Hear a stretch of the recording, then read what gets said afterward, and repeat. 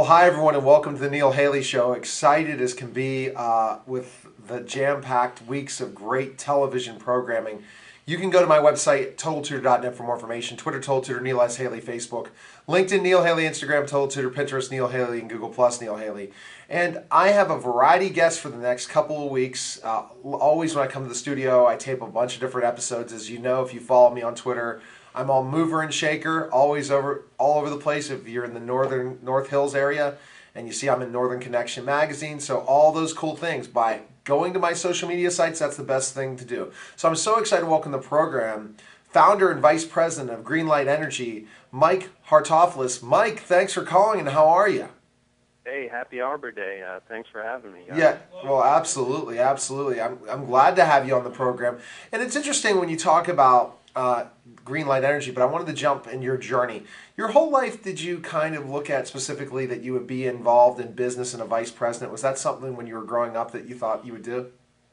Not at all. Well, my father was a self-employed insurance agent, provided well for us over the last 30 years growing up. So, I kind of course, idolized him. Everything he's made for himself was through the fruits of his own labor. And as far as being the owner of a company or leading a business, I only thought I'd be going. I always kind of figured I'd be going into business for myself, but not necessarily to this level. So very very excited to be in the position I am in currently, especially with still working with my father, George Hartofelis. Well, absolutely, and it's the kind of journey, right, Mike? You had that journey with your father before even getting into Greenlight Energy, correct? And some of your experiences. That's right.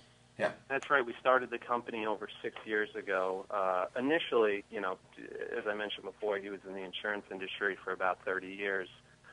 Coming out of college, the whole idea was that we can, and the insurance industry, very competitive industry to be in. He provided medical benefits to, pretty solid book of business.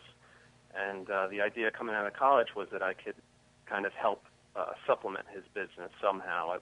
We looked into a lot of areas, but one being, energy really interested me, and Right. I thought, if I could perhaps save his clients on their bottom line on their energy bills, then we could get kind of a competitive edge.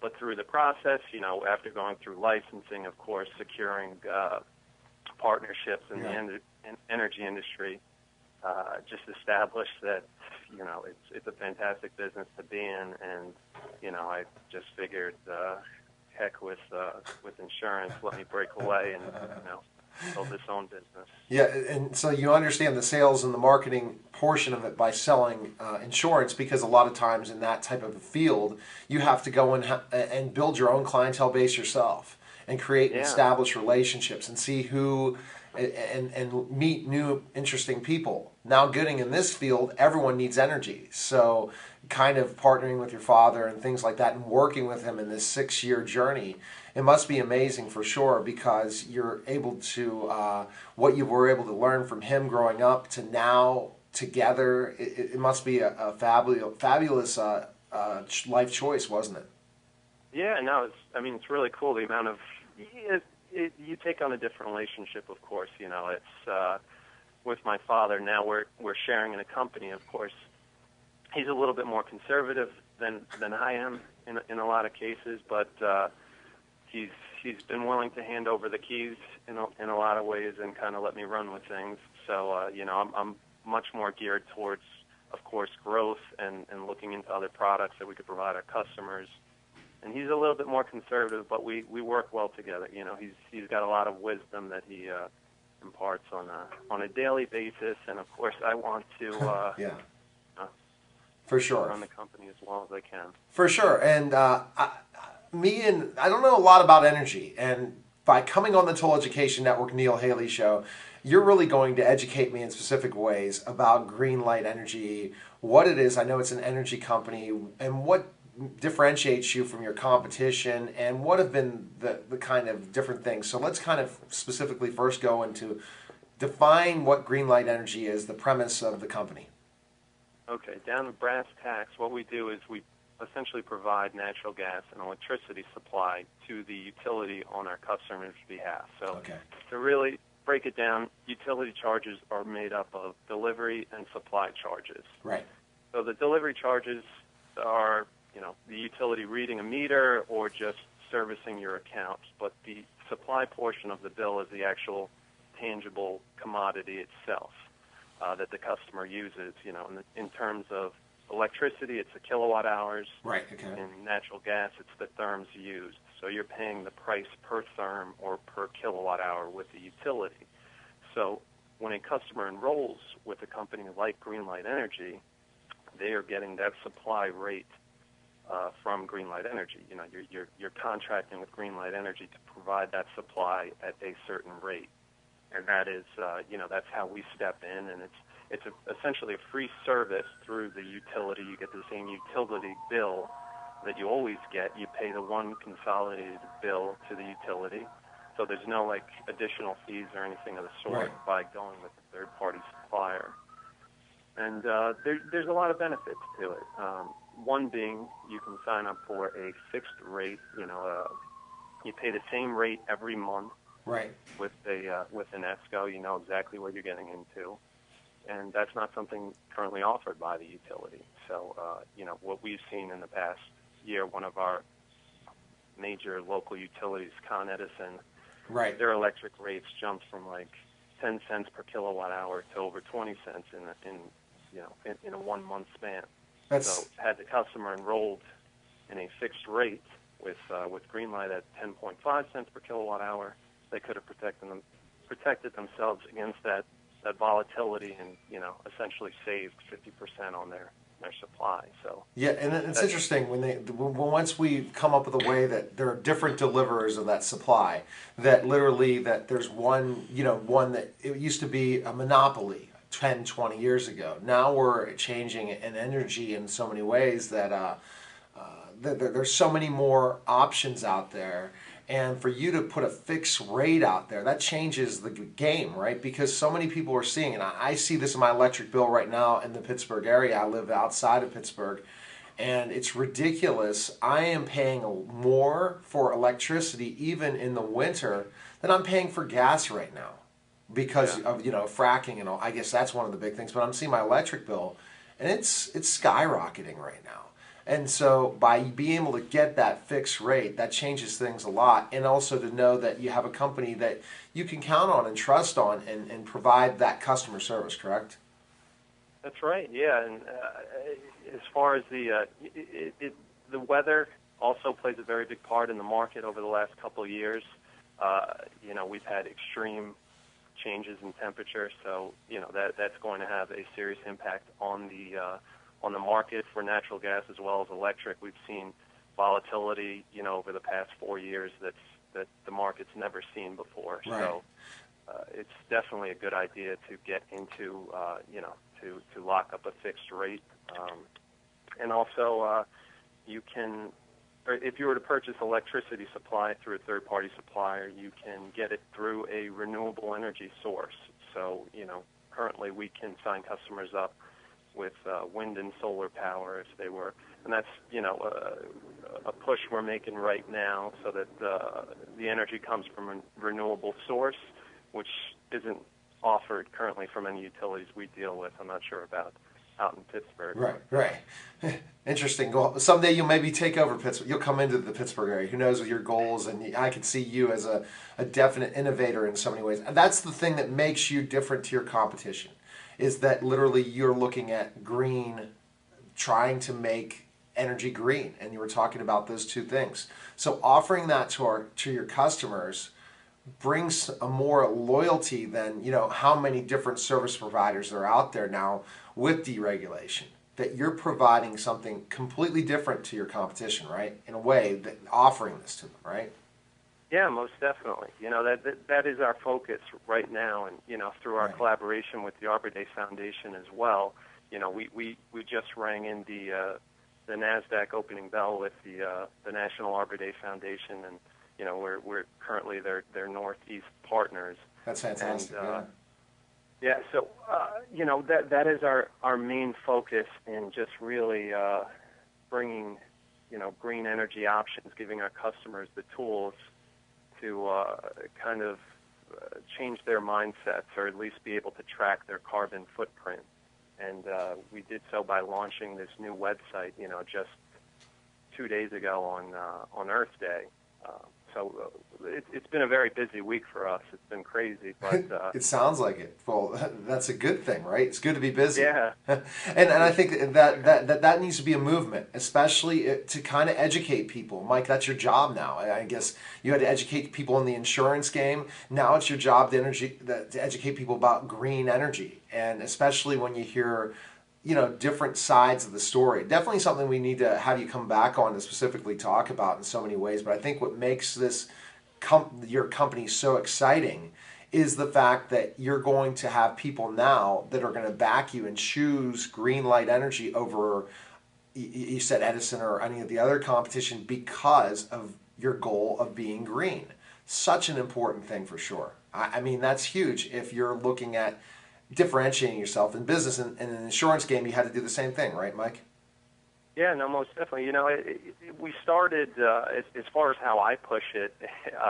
When we first started, I was sitting at the phone making the calls myself. It was essentially me and my father. I was handling the customer service calls.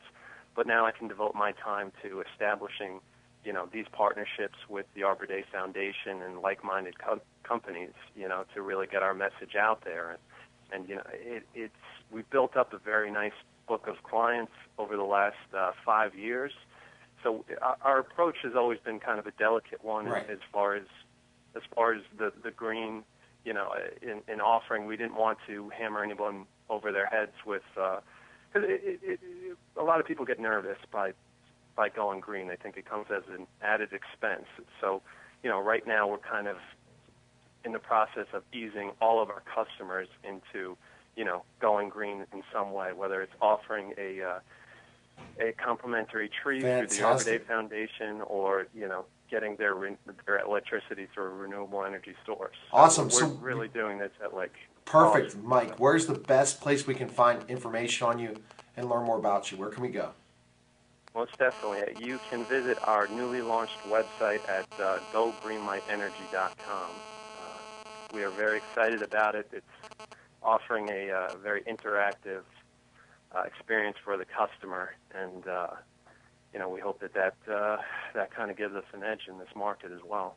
Well, thanks for calling, Mike. Best of luck to you. Reach out to me when you want to kind of educate us in a more of a longer format about the company in its green process, and specifically how you came up with that idea. But our listeners need to check it out, and thanks again for calling.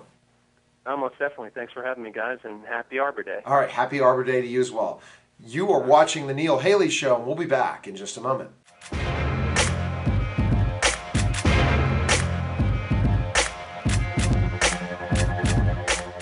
Hi, my name's Jim Corns, and this is John Bauer, and we're paramedics with Tri-Community South EMS. This year, EMS Week is May 17th through May 23rd. Tri-Community South EMS would like to use this week to start our campaign on distracted driving. Distracted driving has been called an epidemic. Unfortunately, many of us drive distracted. So what is distracted driving? It is driving while engaged in any activity that could divert a person's attention away from the prime task of driving. Texting, making phone calls, putting on makeup, reaching for objects, changing the CD or radio channel is part of an endless list that put us at risk. The following statistics should make each of us think about making changes in the way we drive or ride in a car. In 2012, over 3,000 people were killed and 421,000 were injured as a result of distracted driving. In 2011, it was estimated that a typical daylight moment, at least 660,000 cars were being driven by drivers using handheld cell phones. 40% of teenagers have been in a car with a person using a cell phone while driving in a way that put others in danger. Driving while using a cell phone reduces the amount of brain activity devoted to driving by 37%. Change the way you drive. Speak up for your safety. Drive without texting or talking on your cell phone. Make calls or texts prior to driving. Pull over to a safe location to text or check emails. Stop texting or talking on cell phones to others that are driving. It all starts with you. In honor of EMS Week, Tri-Community South would like to thank and recognize our staff for the work they do in keeping our community safe. For more information on Tri-Community South EMS, our CPR classes, or our Speakers Bureau, visit tcsems.org.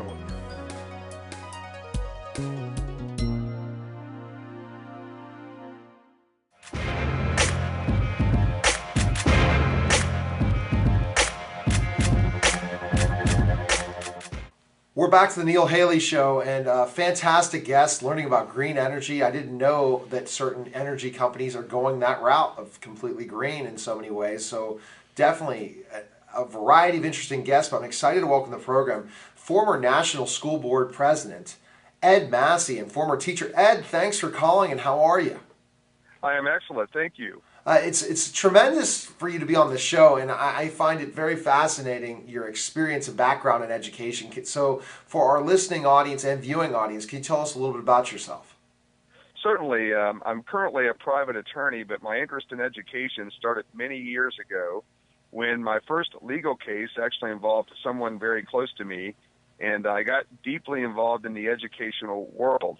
In fact, I had taught in public school during my time in law school. Oh, wow. I became very interested in educational interest. I went on to become a board member, subsequently the state president in Kentucky, and then ultimately the national president. That's a tremendous journey. And when you're saying law school, so what made you, while you were going to law school, was it more at first to kind of have to build another income while going to law school? You're saying I could just go ahead and teach, and never knowing that this profession was going to be more of the profession than you really hoped for at first? Well, I actually tell people many times that law is my occupation, but education is my passion. Oh, that's so true. I was substitute teaching through law school and was actually on a dual course of education and law.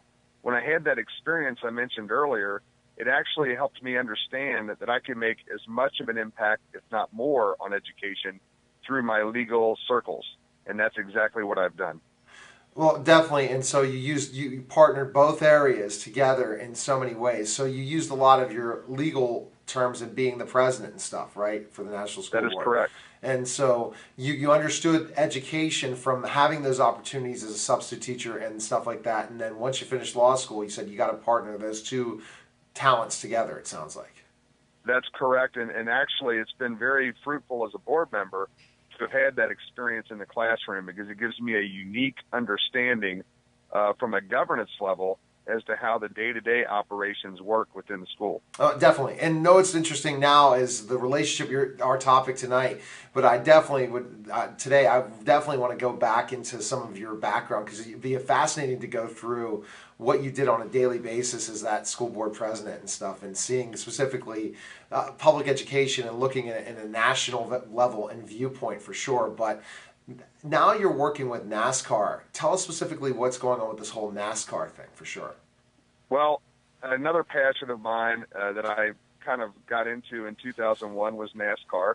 The way I got into NASCAR is I was assisting the local recruiters to get access to the high schools so they could talk about their military programming.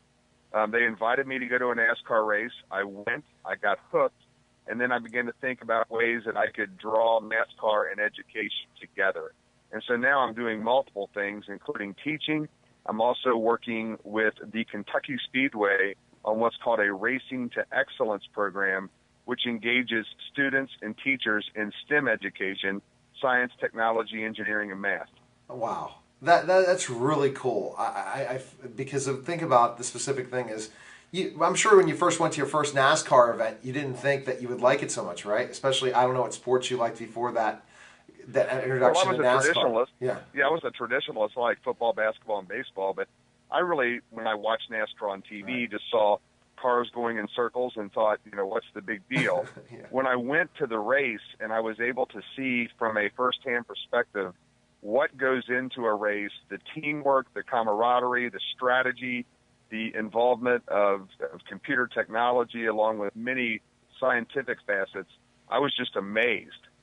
Well, and I wouldn't know this, and so you're educating us today, Ed, about the whole thing, the whole process of what goes into it. I think it's just watching a bunch of cars go around and around. I won't watch it on TV, but I guess seeing it live is a different viewpoint. And really, and I talked to drivers. I've talked to some major drivers before on my show, and really, what I was fascinating is they talked about specifically. It's such a scientific thing. That's, I think, where the whole process of STEM comes into it. So when you were there and you saw specifically what you need to do to be a successful NASCAR driver, then I guess the wheels started turning, didn't they? It did, and it's more than just the driver. That's the way a lot of people see the NASCAR circuit. They see the drivers. But if you peel the layers back and you look at the teamwork element of the crew chief, the pit crew, the owner, the sponsors, the engine builders, all the people that go into this to make it successful, that's how I drew the analogy to education, because it's not just about one person, a teacher in the classroom. It's about the custodians. It's about the cafeteria workers, the teachers, the principals, the board members. Exactly. All of those people have to work together to have success. It's a team effort, and that's a great analogy in comparison to looking at specifically NASCAR to the schools. You can't be a successful driver unless you have a great team ahead, and also researchers, and looking at what types of how should we build the engine, and what should we look at, and specifically how we can be better as a pit crew, and all those different things go into it. And why can't that be shown all on TV? That would be a great reality show, NASCAR, and how it really works, because so many people just think of it, oh, they're just racing cars. Well, I'm very grateful that NASCAR, through this Racing to Excellence program, has partnered with us and given students the opportunity to see firsthand what goes into preparation for a race, including the measurements for fuel, the measurements for tire pressures and air, the spring capacity and the way they load on the track, and all of those things go hand in hand. Last year, we were able to have some students embedded into truck teams for the NASCAR Craftsman Truck Series. Oh, right. And they were able to be there with the teams. They actually were in the pits during the race. They were keeping lap times for the cars, and it was just fascinating and really helped them understand that all that work they do in the classroom really does have a real-world application.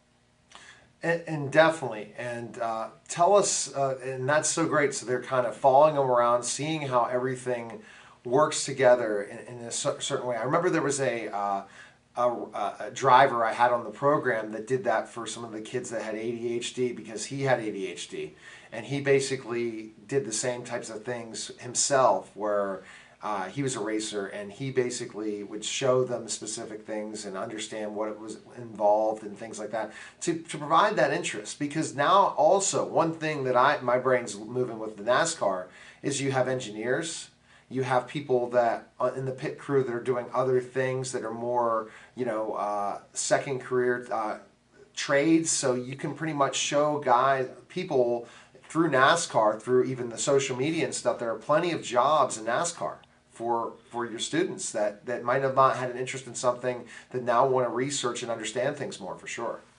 That's exactly correct. In fact, one of the gentlemen I've become friends with in NASCAR is the communications person that sets up the drivers meeting, and I asked him how he got started, and he said he got started many years ago sweeping the garage floors at Daytona. Oh, wow. And he just built up through the process, and as he built up through the process, he got new jobs, his interest expanded, he was given opportunity, and he has a wonderful career now, and many people would envy his type of work because he's in that circle every week, week in, week out. But it all started back when he was sweeping the floors at Daytona. And I think that's a lot like today. Students go to school. Yeah. They get touched by a teacher in some way. Exactly. To inspire them, and then they decide to pursue a career in education.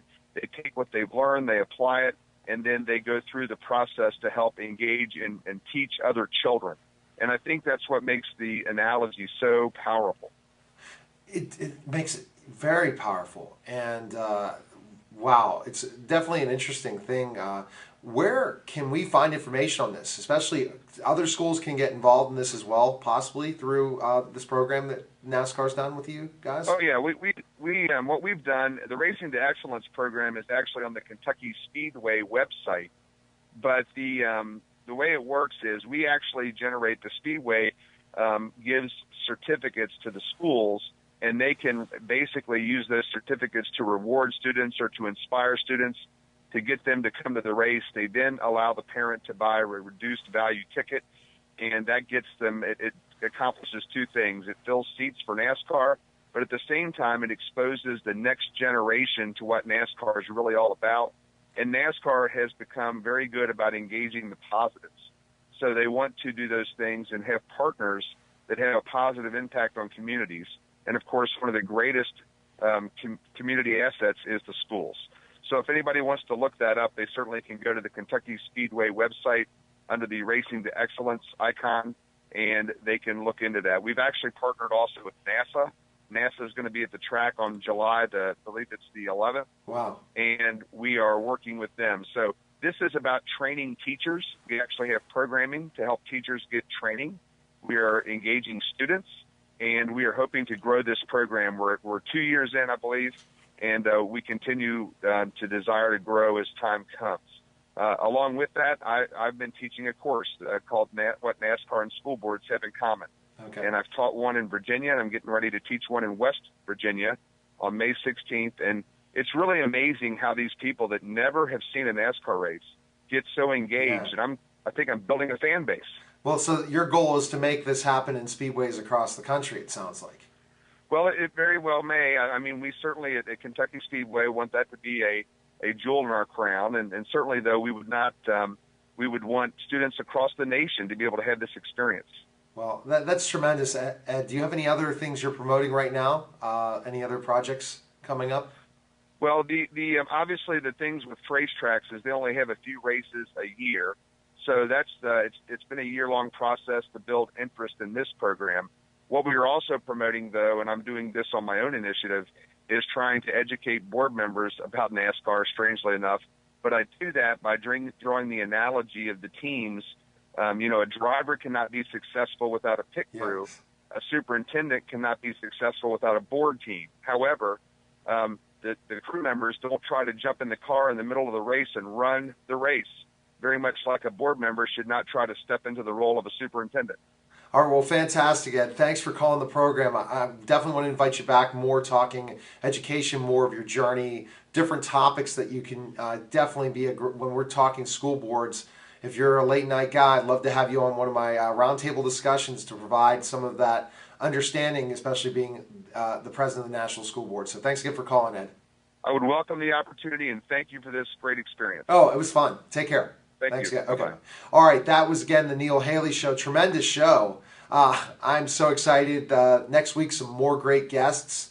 You got to tweet me at Total Tutor with questions. And where have you watched the show? All over the world, where you can watch the show or listen to the show. So take care, everyone, and we'll talk next week.